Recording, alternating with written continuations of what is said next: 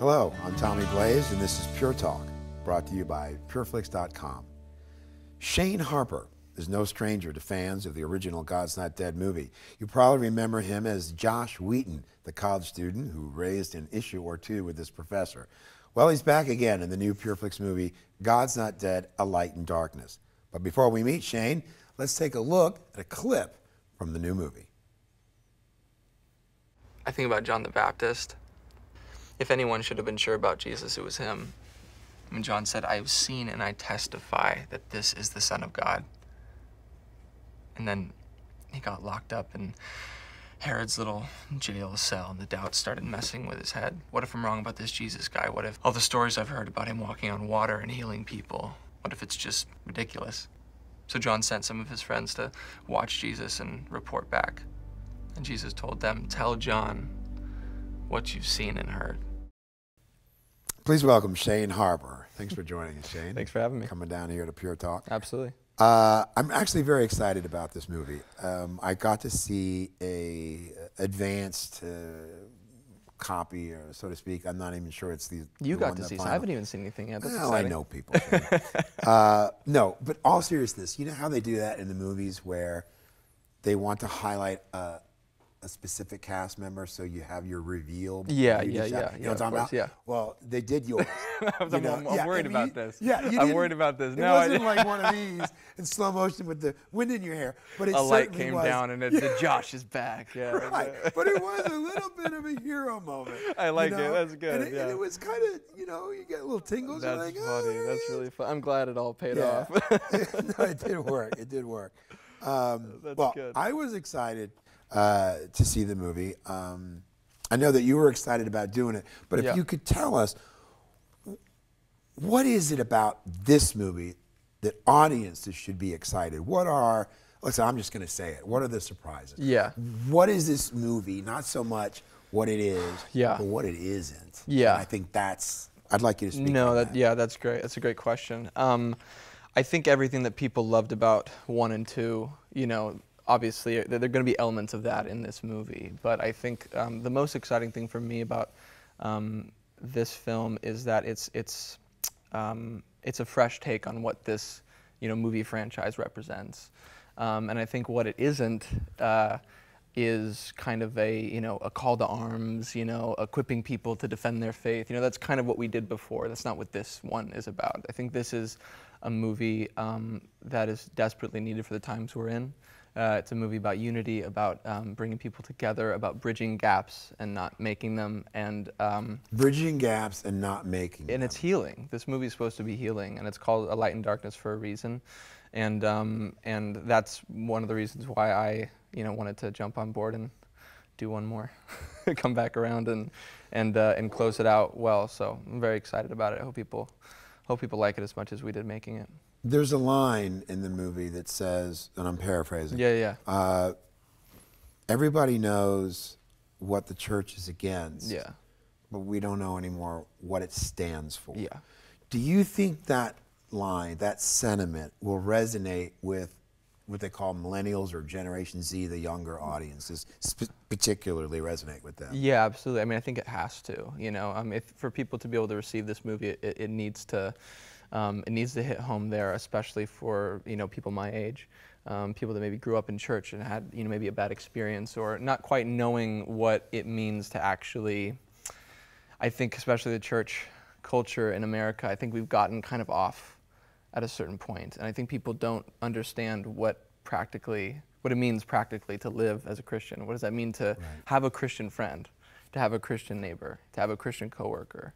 And sometimes they associate these things that historically aren't associated with Christianity. Where'd you get that? Oh, that's just this kind of false narrative about what it means to love God and love people. And this movie will hopefully be a bit of a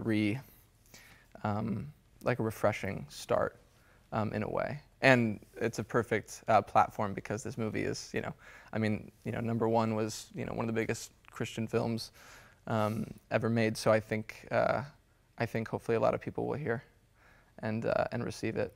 Yeah, I know that movie was shot. I'm sorry, 3-4 years ago. Yeah, about 4, I think. About 4 years ago, and certainly you've changed. You've grown. the person Shane Harper. Yeah. How has the character of Josh Wheaton, in your opinion, changed, grown, matured, whatever the word is, Yeah. from the first movie to where we are now? That's a great question. I talked to our director about that. You know, because I said, what has Josh gone through since the first one, and what is he bringing to this third installment that's going to be, that's going to represent his growth and his change. And I think that Josh, in the first one, kind of, Josh is kind of in this crisis of faith. And Pastor Dave kind of comes in and kind of shows him the way, or helps him along, kind of mentors him. And I think Josh had a lot of life to live still. How old was the character of Josh in the first film? I think he was he a freshman? he was 18? He was freshman. Okay. Yeah, freshman in college. And really passionate about his faith, but not quite sure, I think, how to articulate it. And he kind of learns, he learns that was the process we went on. He was kind of forced to learn, right? Yeah, on the fly, yeah. right, Yeah. under pressure, which is what made that movie, I think, really fun. The arc of that character really fun, because it was under pressure, and he had to kind of go, well, why do I believe this, and what does it mean for my life, and all of that. Since then, he's gone off to law school, and he realized that that wasn't his calling, and that God wanted him to go back to campus and serve in ministry. To the college kids. To the college kids, right. The college he once was at. So that's fun. And in this one, it's kind of, Dave's now in a crisis of faith with his church and with the campus, and the conflict is there. And so Josh kind of, I think is bringing his real world experience that he's had since that first movie, and getting to dialogue a little bit with Pastor Dave about it, and help him through. Help him through what he's going through. So it's a little bit of the student now teaches. A little bit, yeah. In a light way, it's not too. It's not grasshopper. No, yeah. Here you go. Changing hands of the. Right. But it is kind of more. It's a partnership in this one, really, and kind of helping Dave understand. Well, what does your generation want? What does it need? How does it view the church? And this character, Keaton, this new character, is really great. She has that line. We know what the church is against, but what is it for? The actress that plays Keaton, her name is Samantha Boscarino. Samantha. Yeah, Boscarino. Yeah. Yeah. Okay, Samantha Boscarino. Yeah. Now you've worked with her before. You knew her before. Yeah. No, we're old friends. We used to do a Disney sitcom back in the day. Okay. Yeah. So I've known her for a long time, and she just got this.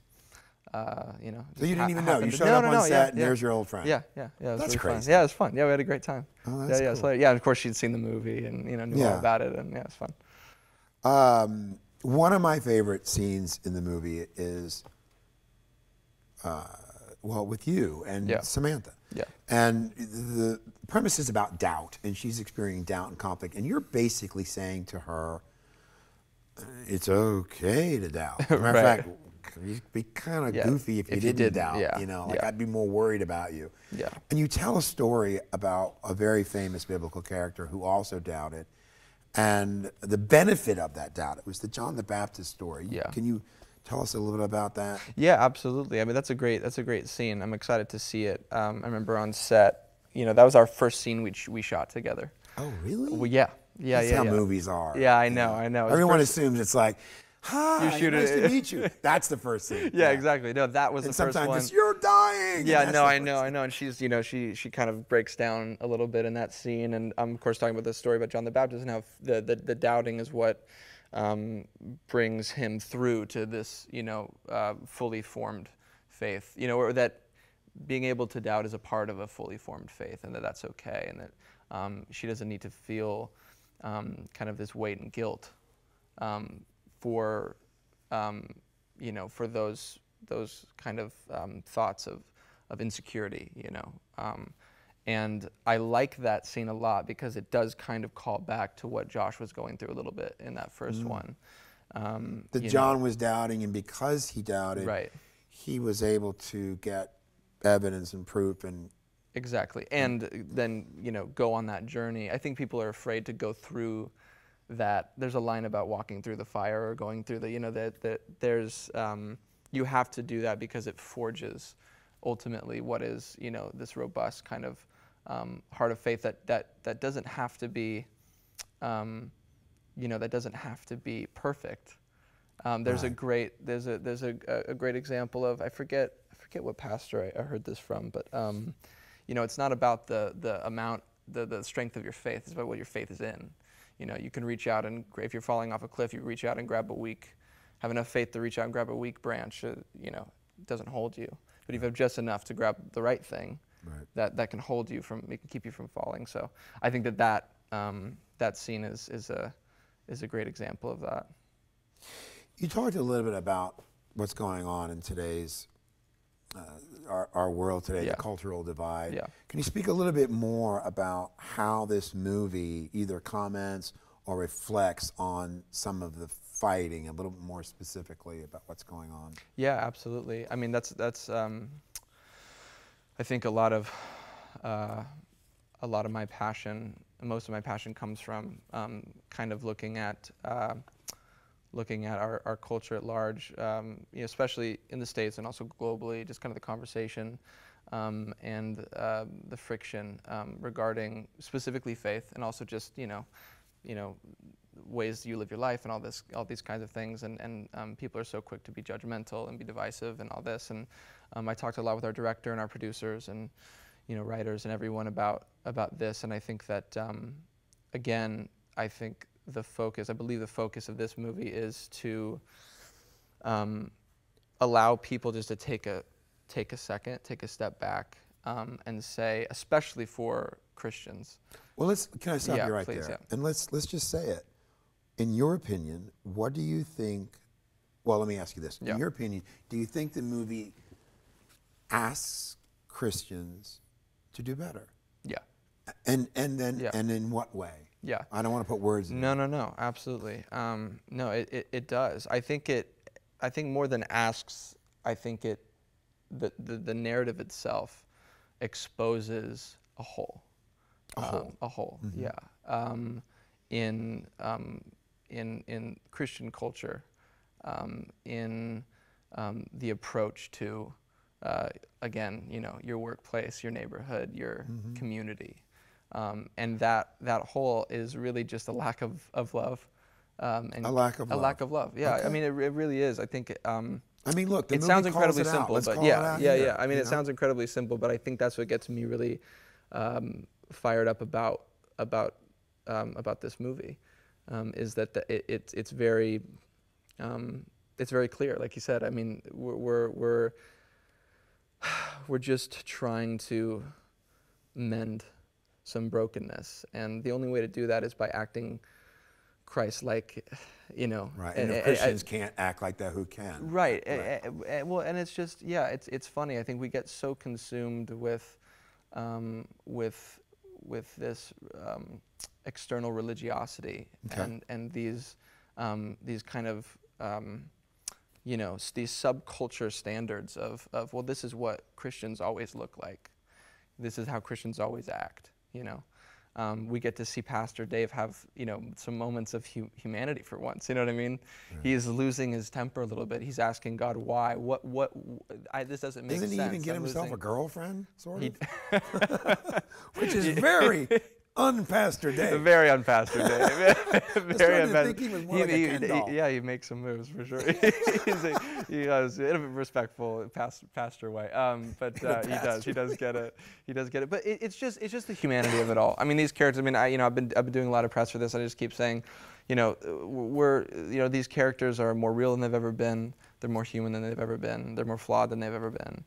And I think So they're more realistic. yeah, let's just like these aren't cardboard cutouts, and no one is. And if you want to pretend that you are, and you obey all the rules and you go to church every Sunday and you think that you're not without lack for needing more love and more compassion and letting God do a work in your heart, then look, I grew up in church, and I've seen all the hypocrisy kind of firsthand.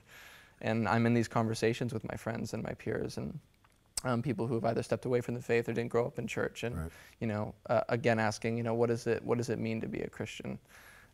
What does that look like? And I think we just need to represent God's heart well, and I think that this movie We can need do to that. represent God's heart well. Yeah. I think that's something that I want to gloss over that. Yeah. I think that's very important. Yeah, yeah, and I think this movie can help move that forward. I think. I hope it does. I hope it redefines the franchise in many ways. Not to say that the first two weren't important. They did what they did, but we've already done that.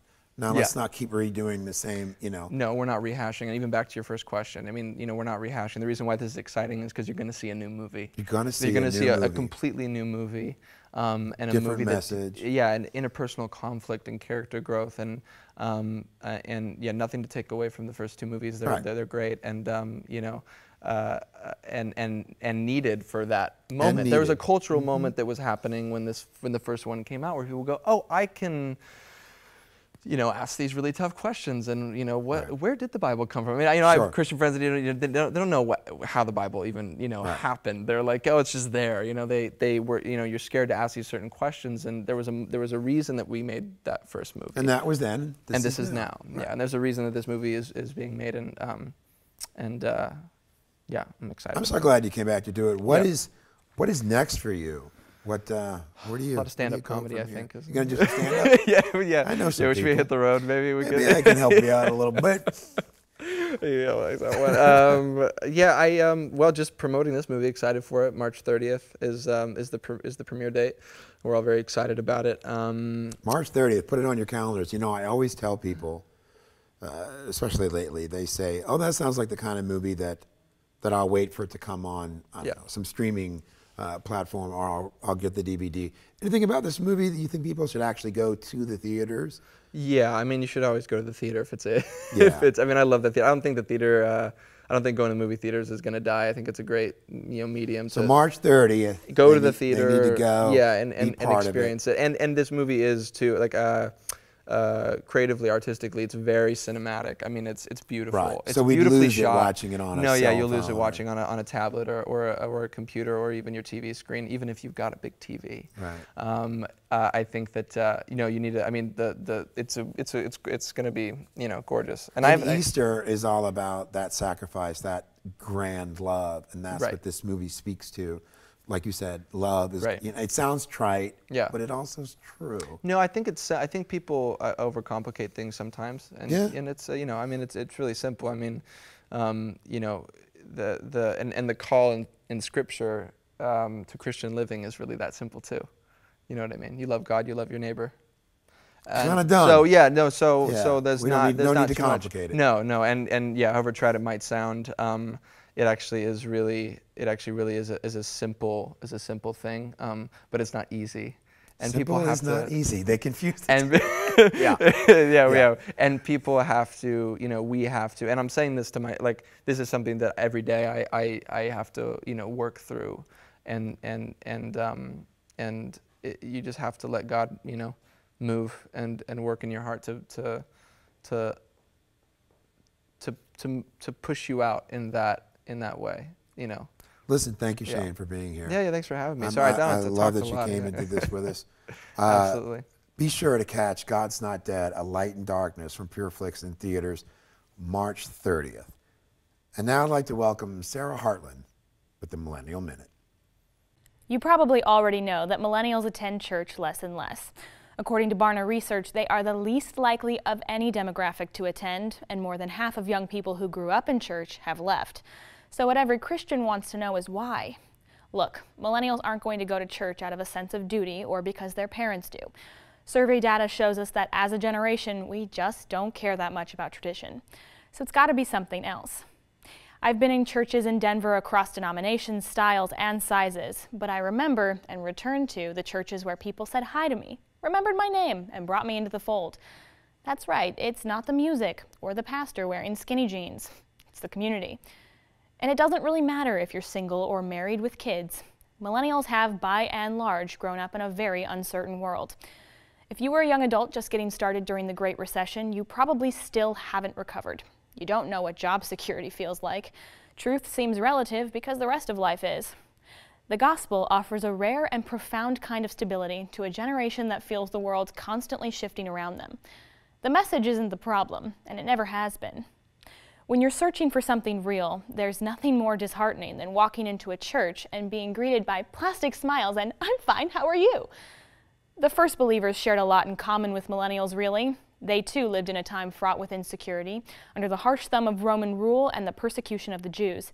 The gospel spoke to their need for stability and purpose, and their shared life experiences brought them together into tight-knit community, even as their numbers grew like crazy. Theirs was not a Sunday morning community, but one that broke bread together, often lived together, shared belongings, and simply did life together. The churches that millennials flock to today are the ones that go beyond Sunday morning service and bring people together. I think if modern churches spent more time focusing on life outside of their four walls, the gospel would do the rest. But what do you think? Why is there such a disconnect between millennials and the churches they grew up in? Let me know in the comments. We send our teenagers to colleges and universities to expand their minds and nourish their academic pursuits. Billy Hollowell from faithwire.com is here to ask, will your kids' faith survive college? So perhaps the greatest irony of our age is that colleges and universities, the very places that are intended to educate and intellectually challenge the masses, oftentimes foster environments that are routinely accused of being one-sided or biased against faith. Unfortunately, higher education today is often a breeding ground for exclusively progressive ideals and values that are masqueraded, paraded, and marketed to young minds as definitive, unadulterated truth. Young people are all too often fed this information from secular professors who inject their worldview into the classroom with little regard for diverse beliefs. These imbalances create unaccommodating and sometimes uncomfortable environments for those who don't share secular perspectives. And the most pervasive and concerning issue is that young, impressionable minds are potentially robbed of the ability to make decisions for themselves because they're not presented with a fair assessment of all the available and pertinent information. And if the scores of anecdotal examples surrounding students who have suffered bias aren't enough, we have plenty of evidence to back this up.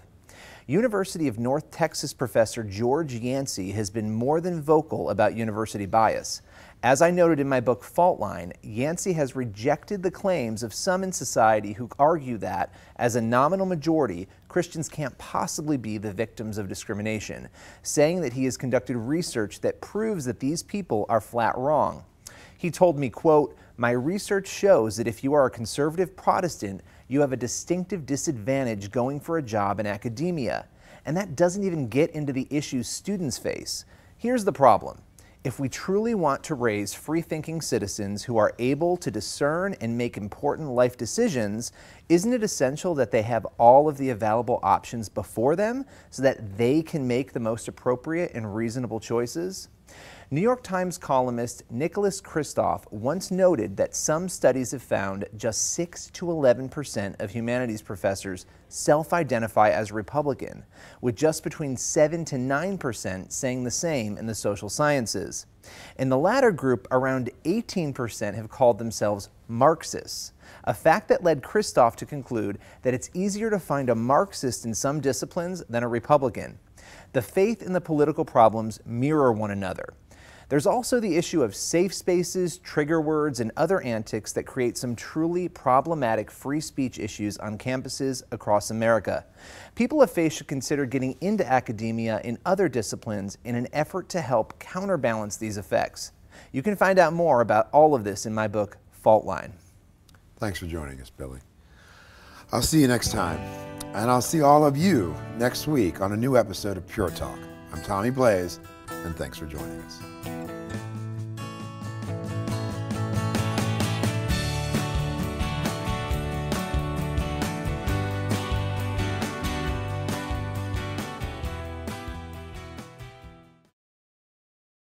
Here's the deal. PureFlix.com has 6,500 titles you can watch right now. That's way too many to show you in just 90 seconds, but you know what? Here we go.